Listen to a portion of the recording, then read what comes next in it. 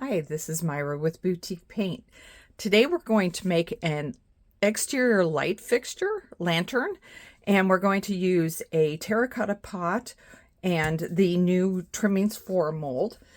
You could also use something like this. I got this thrifting. You could use a number of different things. I'm going to do it with the terracotta pot, and I'm going to start out by filling the hole in the bottom of this. Now you could do it one of two ways. I'm just going to throw some hot glue in there, but you could also like take a piece of plastic from your recycling, cut that and glue it in the bottom.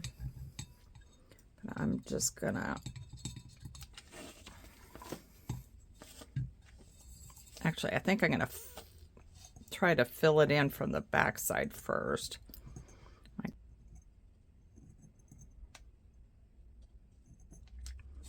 Okay, while that's cooling, I'm going to move on to the next step, and that is to take some air dry clay and Trims Molding 4.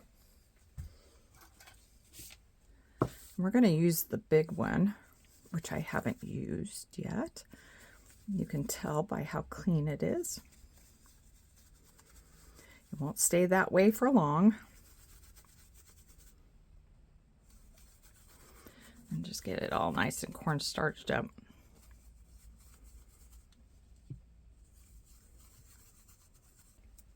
Since this is such a big mold, I'm just gonna kind of try to get the clay spread out ahead of time. And then just kind of push out towards the sides.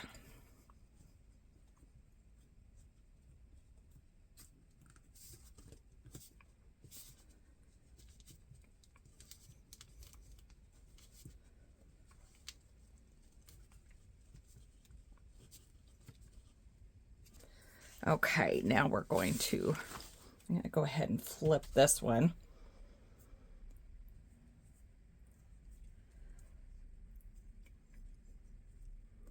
Just carefully walk it out. I am using my fingers on the back side to just kind of push the material out of the mold.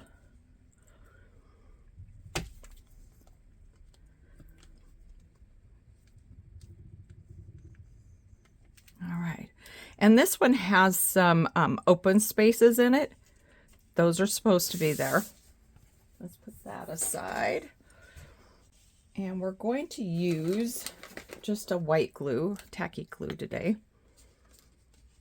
And I'm going to go ahead and just paint this right onto the pot instead of putting it onto the clay.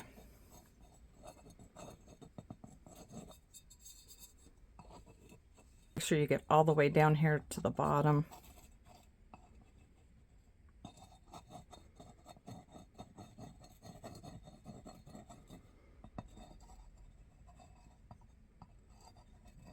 All right, let's give that a try. I think what I'm going to do is just have that upside down. Bring it.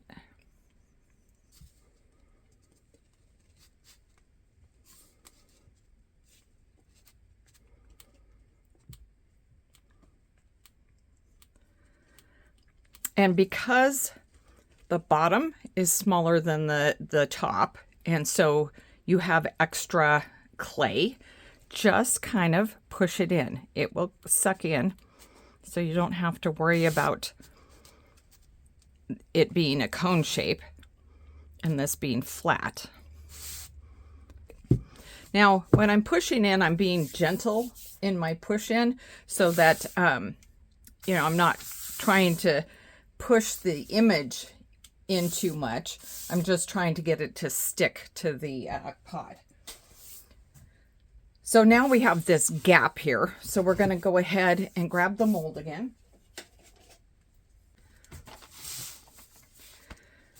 And we're only going to need like 1 inch to 2.5 inches for this particular pot to fill it in. So we'll put a little bit more cornstarch.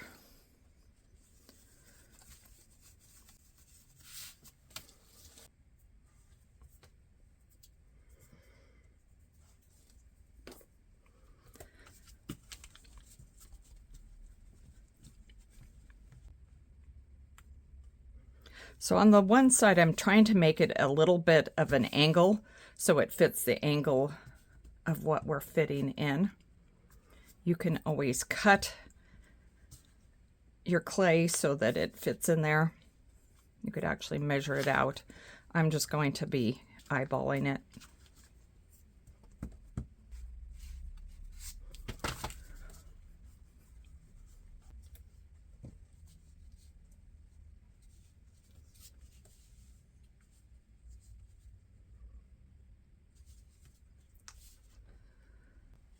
So we've got these leaves here, and I'm kind of hoping I can put them in right here. I'm hoping that's how this fits together. Not quite.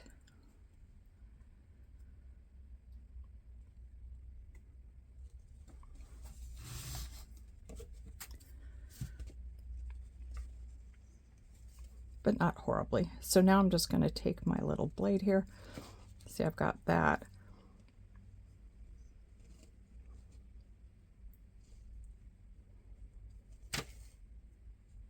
And I'm just kind of making it the outline of the mold that's already there. Same with this side. I'm looking underneath to just kind of get a feel for where the mold is ending underneath. And I'm just kind of taking my blade and cutting. And it doesn't have to be exact, but it doesn't look too bad that way. And I'm using Apothecary.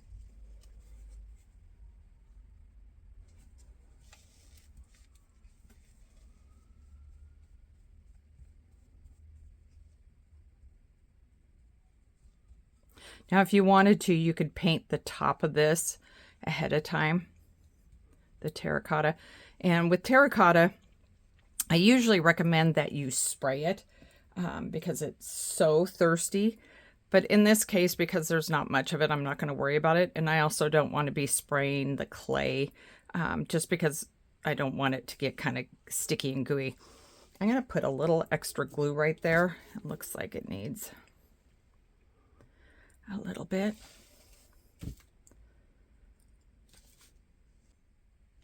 And when you're painting the clay and it's still wet, just be very gentle. You just kind of push the paint in there gently. And you could use a smaller brush to kind of get into the nooks and crannies.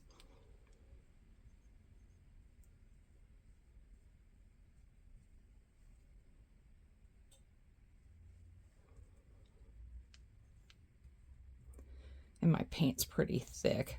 This is an old jar. I did water it down a little bit, but I think I will grab a small brush just to kind of help to get into the nooks and crannies here.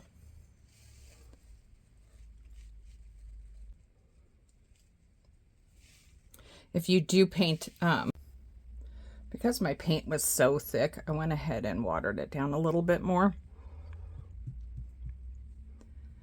I just felt like I was starting to lose detail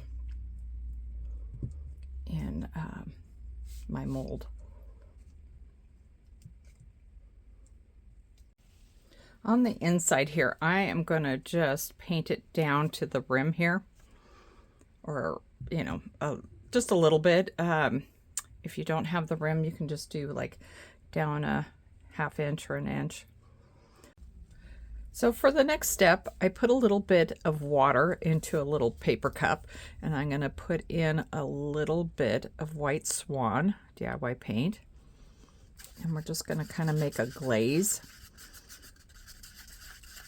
I might have put a little too much water in there.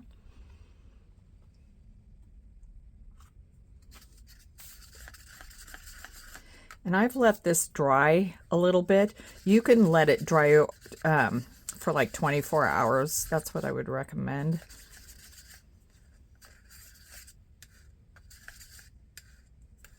Okay, let's see how that works. And we're basically going to just use this like a glaze.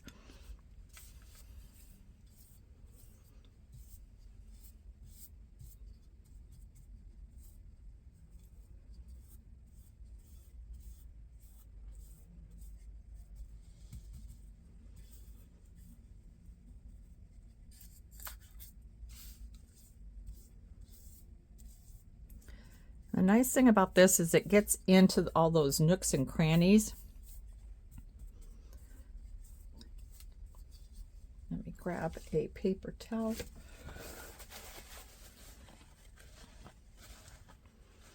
I'm just lightly wiping this back.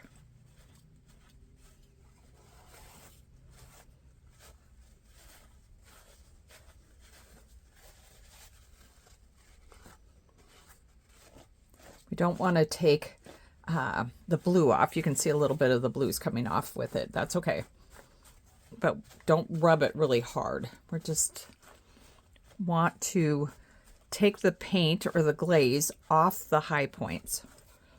So next what I want to do is I'm going to pour some sand. I got these from the dollar store because I wanted white sand. You could use, just regular sand, but you can always get it from either the garden section of your local hardware store. This seemed like a better way to go because it's less expensive. So next, I have one of these, and it's just one of the little flutes from, I think that's what they're called. They're a top to a hurricane lamp, and you can get them at the secondhand stores, and they're usually fairly cheap, or garage sales or whatnot. And so that will just go inside there like that. So you can either put like a tall taper in there and have it sticking out so it's easy to light until you get inside. But the nice thing about the sand is you can just put your light, whether it be a candle, a real candle, or just a tea light or whatnot, and you just place it in there and you have some pretty outdoor lighting. Now you can just scoosh that down there, and then when you want to turn it off, take it off, or just blow down the hole to extinguish the candle. That's it for this week. These would make great tablescapes for weddings, for the start, and then have flowers or whatnot around it, or just have a bunch of them outside in the summertime, or you could have them inside. They're very pretty. You could even do like a frosted one of these, and that would be very pretty with the light coming through. If you have any questions, you can go to our website at www.boutiquepaint.com, and thanks for joining me. Bye.